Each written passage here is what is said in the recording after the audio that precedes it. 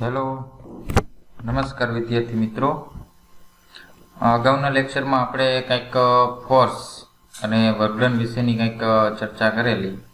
એમાં ખાસ કરીને લાસ્ટ લેક્ચરની અંદર conservative force and non conservative ફોર્સની ડિસ્કસ આપણે કરેલી હતી કે ફોર એક્ઝામ્પલ કન્ઝર્વેટિવ ફોર્સ જે છે એ ઇનિશિયલ પોઝિશન અને ફાઇનલ પોઝિશન ઉપર ડિપેન્ડન્ટ હોય, એટલે કે પોઝિશન ઉપર ડિપેન્ડન્ટ હોય, નોટ ડિપેન્ડ ઓન પાથ. તો એવું ફોર્સ જે છે એ ફોર્સ કન્ઝર્વેટિવ ફોર્સ કહેવાય. અને જે નોન કન્ઝર્વેટિવ ફોર્સ હતું એ પાથ ઉપર ડિપેન્ડન્ટ હોય, બરાબર. તો એ ફોર્સ જે છે એને નોન કન્ઝર્વેટિવ ફોર્સ તરીકે ઓળખવામાં આવે છે. ત્યાં બધી ડિસ્કસ વર્કડન અને ફોર્સની ડિસ્કસ અગાઉના લેક્ચરમાં આપણે ઓલરેડી કરી ગયા છે. Today we discuss about energy. આપણે આજે આ લેક્ચર દરમિયાન આપણે એનર્જી એટલે કે ઉર્જા વિશે આપણે કંઈક અભ્યાસ કરવાનો છે કે એનર્જી એટલે શું, એ કયા પ્રકારે હોઈ શકે સામાન્ય રીતે, એના ફોર્મ્યુલા શું, એવી બધી સામાન્ય બાબતનો અભ્યાસ આપણે આ લેક્ચર દરમિયાન કરવાના છે, બરાબર છે. તો એનર્જી વિશે આપણે અભ્યાસ કરીએ. Capacity of a body to do work is called energy. Capacity of a body to do work એટલે કે બોડીની વર્ક કરવાની કાર્યક્ષમતા, two do work is called energy. એટલે કે બોડી પાસે, કોઈ વસ્તુ પાસે કાર્ય કરવાની ક્ષમતા કેટલી છે તો એને આપણે ઉર્જા એનર્જી કહીએ છીએ, બરાબર છે. Energy has many kind. Energy ઘણી બધી પ્રકારે હોઈ શકે. ફોર એક્ઝામ્પલ આપેલા છે. For the kinetic energy, potential energy, electromagnetic energy, બરાબર, elastic energy, thermal energy, stellar energy from star and solar energy, light energy, E T C. એટલે કે આપણે બધા રૂટીન લાઈફની અંદર એનર્જીનો ઘણો બધો ઉપયોગ કરતા હોઈએ છીએ અને આપણે પણ જોતા પણ હોઈએ છીએ, બરાબર. તો એનર્જી આ અલગ અલગ પ્રકારે ઘણી બધી હોઈ શકે. એના એક્ઝામ્પલ આપેલા છે. Kinetic energy, potential energy, electromagnetic energy, thermal energy, solar energy, light energy, બરાબર. However in this chapter we limit is our study to mechanical energy. આપણે આ ચેપ્ટર દરમિયાન આપણી લિમિટેશન એ છે કે માત્ર ને માત્ર મિકેનિકલ એનર્જી વિશે જ આપણે આ ચેપ્ટરમાં અભ્યાસ કરવાનો છે. Mechanical energy consist of kinetic energy and potential energy. અને મિકેનિકલ એનર્જી જે છે એ કન્સિસ્ટ ઓફ કેનું કોમ્બિનેશન હોય છે, સમેશન હોય છે, તો કે બે એનર્જી મુખ્ય એમાં ભાગ ભજવતી હોય છે. The one of the kinetic energy and second one is the potential energy, બરાબર. તો આપણે આ બે એનર્જી વિશે કંઈક અભ્યાસ કરવાનો છે. The unit of energy is also joule in SI system. SI system એટલે કે એસઆઈ એટલે કે સિસ્ટમ ઇન્ટરનેશનલ. એસઆઈ યુનિટ સિસ્ટમની અંદર એનર્જી જે છે એનો યુનિટ જે છે એ જૂલ છે, બરાબર. એટલે એનર્જીને જૂલની અંદર મેઝરમેન્ટ કરવામાં આવે છે. તો આ એનર્જી જે છે એની બેઝિક ડેફિનેશન, સમજૂતી અને બેઝિક ડિસ્કસ હતી જે આપણે અત્યારે જોયું, બરાબર છે. હવે આપણે એમાં ખાસ કરીને આપણે જોયું કે મિકેનિકલ એનર્જી વિશેનો જ આપણે અભ્યાસ કરવાનો છે. તો mechanical energy consist of two different energy. The first one is the potential energy and second one is the kinetic energy, બરાબર. તો હવે આપણે કાઇનેટિક એનર્જી અને પોટેન્શિયલ એનર્જીનો સેપરેટલી પણ અભ્યાસ કરવાનો છે. તો what is the meaning of kinetic energy and what do you mean by potential energy, બરાબર. તો આપણે હવે કાઇનેટિક એનર્જીનો સૌપ્રથમ અભ્યાસ કરીએ કે કાઇનેટિક એનર્જી એટલે શું. The kinetic energy is the capacity of body to do work by its motion. Kinetic એનર્જીનો મતલબ શું થાય તો કે એનર્જીની વ્યાખ્યાની અંદર આપણે કીધું કે બોડીની કાર્ય કરવાની ક્ષમતાને એનર્જી કહેવાય. To do work capacity. હવે અહીંયા કણે એવો શબ્દ વાપરે છે કે to do work by its motion, એટલે કે કોઈ પણ બોડી છે એ પોતાની ગતિને કારણે કેટલું વર્ક કરી શકે છે એની ક્ષમતાને કાઇનેટિક એનર્જી કહેવામાં આવે છે. એટલે કે એના ડેફિનેશનમાં કંઈક મોશન જેવો શબ્દ છે, એટલે ગતિ વેલોસિટી સાથે કંઈક સંબંધ ધરાવે છે. બીજું કે કોઈ પણ બોડી હશે તો એને માસ પણ હશે. માસલેસ બોડી હોય એ તો શક્ય નથી, ધેટ્સ ઇમ્પોસિબલ ટાસ્ક. બરાબર છે.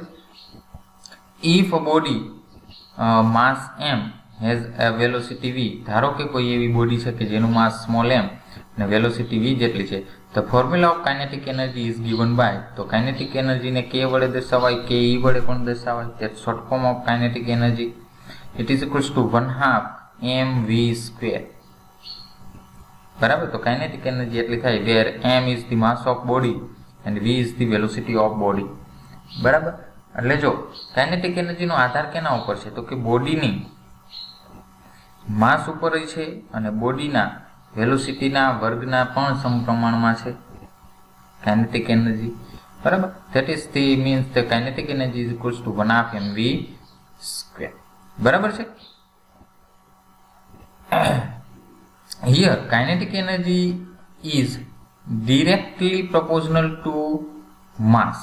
હવે જો અહીંયા કણે કાઇનેટિક એનર્જી જે છે એ ડિરેક્ટલી પ્રોપોર્શનલ ટુ માસ, માસના ડાયરેક્ટ પ્રોપોર્શનાલિટીની અંદર છે, directly proportional two mass and square of velocity, અને વેલોસિટીના વર્ગના સમપ્રમાણમાં છે, પ્રોપોર્શનાલિટીમાં છે.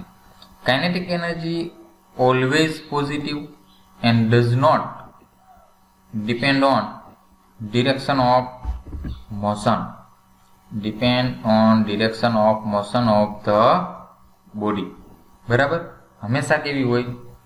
પોઝિટિવ જ હોય કાઇનેટિક એનર્જી. બીકોઝ જો અહીંયા કણે પોઝિટિવ 1/2 ઇઝ એ ઇન્ટીજર, એમ માસ 0 હોય, 0 માસની બોડી હોય એવું શક્ય નથી. એટલે માસ પણ નેગેટિવ હશે નહીં. કોઈ પણ બોડીનું માસ હશે પોઝિટિવ જ. વી વેલોસિટી હંમેશા પોઝિટિવ જ હોય, નેગેટિવ વેલોસિટી ન હોય. નેગેટિવ વેલોસિટી આગળ ઇન્ડિકેટ કરે તો એનો મતલબ એવો છે કે વિરુદ્ધ દિશામાં છે એવું ઇન્ડિકેટ કરે, પણ ઇન્ટીજર ઇઝ ઓલવેઝ પોઝિટિવ. બરાબર. એટલે કાઇનેટિક એનર્જી હંમેશા કેવી હોય? પોઝિટિવ. બરાબર. અને does not depend on direction of motion, અને મોશનની ડિરેક્શન ઉપર એ આધાર રાખતું નથી. The faster object moves with its greater kinetic energy. Faster object moves with its greater kinetic energy. Faster object moves એટલે કે કોઈ ઝડપી પદાર્થ જે છે એ ઝડપથી મૂવ કરે છે. એનું કારણ શું છે? તો કે ગ્રેટર કાઇનેટિક એનર્જી. તો કે એની પાસે ગ્રેટર કાઇનેટિક એનર્જી હશે, કારણ કે એની વેલોસિટી વધારે છે તો v નો વર્ગ થાય, તો કાઇનેટિક એનર્જી ડાયરેક્ટલી ઇન્ક્રીઝ થાય, કારણ કે મલ્ટિપ્લિકેશનમાં છે, ગુણાકારમાં છે. બરાબર. એકની ઝડપ 5 હોય, બીજાની ઝડપ 10 હોય, તો 5નો વર્ગ 25 થાય, પણ 10નો વર્ગ શું થઈ જાય? 100 થઈ જાય. ધારો કે માસ સરખું છે, 1/2 પણ સરખા જ છે, તો અહીંયા 25 ગુણાકારમાં આવશે, અહીંયા 100 ગુણાકારમાં. એટલે ગુણાકાર પ્રોડક્ટ એનું વધી જાય, એટલે કાઇનેટિક એનર્જી વધી જાય. બરાબર. એના હિસાબ. તો આથી આપણે કાઇનેટિક એનર્જીની ડિસ્કસ હતી. Now we discuss about the potential energy. કે પોટેન્શિયલ એનર્જી શું છે? The energy possessed by a body due to its position or state configuration is called potential energy of the body. એટલે કે energy possessed by a body due to its position or state configuration is called potential energy. Potential એનર્જીનો મતલબ શું થાય? તો કે કોઈ body છે એ કયા સ્થાને છે, એ સ્થાનને અનુલક્ષીને કોઈ બોડી પાસે એનર્જી હોય તો એને પોટેન્શિયલ એનર્જી કહેવાય. બરાબર. અથવા તો સ્ટેટ કન્ફિગ્યુરેશન. સ્ટેટ કન્ફિગ્યુરેશનનો મિનિંગ એવો થાય કે કોઈ સિસ્ટમ હોય, આપણે ફિઝિક્સની અંદર એને સિસ્ટમ લઈએ છીએ. બરાબર. તો સિસ્ટમની અંદર એનું સ્થાન ક્યાં છે તો એને અનુલક્ષીને પોતાની એનર્જી હશે. ફોર એક્ઝામ્પલ આનું પોટેન્શિયલ એનર્જી સાદું અને સિમ્પલ ઉદાહરણ છે કે નીચેનું પાણી જે છે એ ઉપર ચડાવવું હોય, બરાબર, તો આપણે મોટરનો ઉપયોગ કરવો પડે, એને કંઈક આપણે એનર્જી આપવી પડે. નીચેનું પાણી જે છે એ ઉપર લઈ ગયા, એ જ પાણી અહીંયા કણે ઉપરના ટાંકામાં પણ સ્ટોર થશે, બરાબર. તો એને આપણે એનર્જી આપવી પડી, મોટરનો ઉપયોગ કરવો પડશે. હવે ઉપર જે ટેન્કની અંદર પાણી સ્ટોર થયેલું છે એ જ પાણીને હવે તમારે નીચે લઈ આવવું હોય તો હવે એનર્જીની જરૂર નથી, કારણ કે એ ઉપર છે, એના પાસે એવી એટલી સફિશિયન્ટ એનર્જી હશે. તો એ કયા સંદર્ભે સ્ટોર થઈ? તો કે પોટેન્શિયલ એનર્જી. જો એનું સ્ટેટ બદલાવ, પોઝિશન બદલાય, એ જ પાણી હતું એ નીચે હતું, હવે ક્યાં છે? ઉપર છે. એટલે કે એની હાઇટની અંદર કાંઈક ફેરફાર થયો, ઊંચાઈ, બરાબર. That means the potential energy. Potential energy is ability of the body to do work due to its position or state or configuration. આમાં પણ સેમ વસ્તુ છે કે પોટેન્શિયલ એનર્જી એટલે શું? તો કે બોડીની વર્ક કરવાની કાર્યક્ષમતા ડ્યુ ટુ કાર્યક્ષમતા, પણ કેના હિસાબે? કાં તો એની પોઝિશનના હિસાબે, અથવા એના સ્ટેટના હિસાબે, અથવા એના કન્ફિગ્યુરેશનના હિસાબે. કન્ફિગ્યુરેશન એટલે એની રચનાના હિસાબે, બરાબર. કોઈ પણના હિસાબે કાર્ય કરવાની ક્ષમતા કેટલી? That is called the potential energy. Let r be the position of body at any instant of time and let r not be position where potential energy is 0. હવે અહીંયા કણે આપણને બે પોટેન્શિયલ એનર્જી આપેલી છે. R is the potential of a body at any instant time, એટલે કે કોઈ ક્ષણિક ટાઈમ માટે, કોઈ ઇન્સ્ટન્ટ ટાઈમ ટી માટે એની પોટેન્શિયલ એનર્જી નો પોઝિશન જે છે એ આર છે, અને કોઈ પોટેન્શિયલ એનર્જી 0 હોય એ આર નોટ વડે દર્શાવવામાં આવે છે, બરાબર. The amount of work done by the body moving from r to r not is known as the potential energy which is denoted by V. તો આર થી આર નોટ સુધી, એટલે કે કન્ફિગ્યુરેશન સ્પેસની અંદર કોઈ પાર્ટિકલને ક્ષેત્રમાંના આર નોટ સુધી લઈ આવવા માટે કરવું પડતું કાર્ય અથવા તો પોટેન્શિયલ જે છે, એનર્જી જે છે, એને પોટેન્શિયલ એનર્જી કહેવાય. એને વી વડે, પોટેન્શિયલ એનર્જીને વી વડે દર્શાવવામાં આવે. કાઇનેટિક એનર્જી ઇઝ કે અથવા તો કે ઈ, બરાબર છે. તો શું થાય? V is equals to integration r to r not, ક્યાંથી ક્યાં? આર થી આર 0 સુધી લઈ જવાનું, r to r not f dot d r. તમે લિમિટ ઊંધી કરો, ઉલટી કરો, ઇઝ ઇક્વલ્સ ટુ, તો આગળ નેગેટિવ સાઇન આવે, integration r not to r f dot d r. That is the equation number 4.8, બરાબર.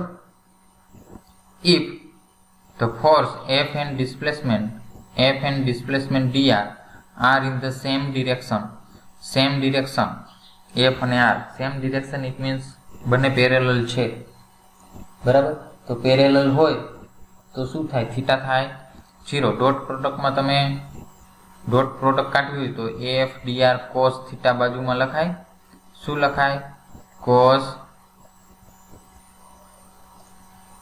થીટા લખાય, બરાબર. પણ થીટા 0 છે તો કોસ 0 ની કિંમત 1 થાય. તો ડાયરેક્ટલી અહીંયા કણે એવું લખેલું છે એફ ડીઆર, બરાબર, minus integration r not to r f d r. That is equation number 4.9. Differentiation equation 4.9 we get. આ ઇક્વેશન છે એનું ડિફરન્શિએશન કરો તો શું થાય? તો વી નું ડીવી is equals to minus integration અને ડિફરન્શિએશન બે કેન્સલ આઉટ થઈ જાય, કારણ કે બે ઓપોઝિટ ડિરેક્શન છે, સોરી, બે ઓપોઝિટ ઓપરેટર છે, ડિફરન્શિએશન અને ઇન્ટિગ્રેશન. તો ઇન્ટિગ્રેશન દૂર થઈ જશે, માઇનસ એફ ડીઆર. ડીઆર ને સામેની બાજુ લઈ જાઓ, માઇનસ નિશાનીને સામેની બાજુ લઈ જાઓ તો શું થાય? F is equals to minus d V by d r. આ જે છે એ આપણને કંઈક ફોર્સનું આવું ઇક્વેશન આપણને મળે છે, બરાબર. Thus the force is negative gradient of potential energy. એટલે ફોર્સ શું બતાવે છે?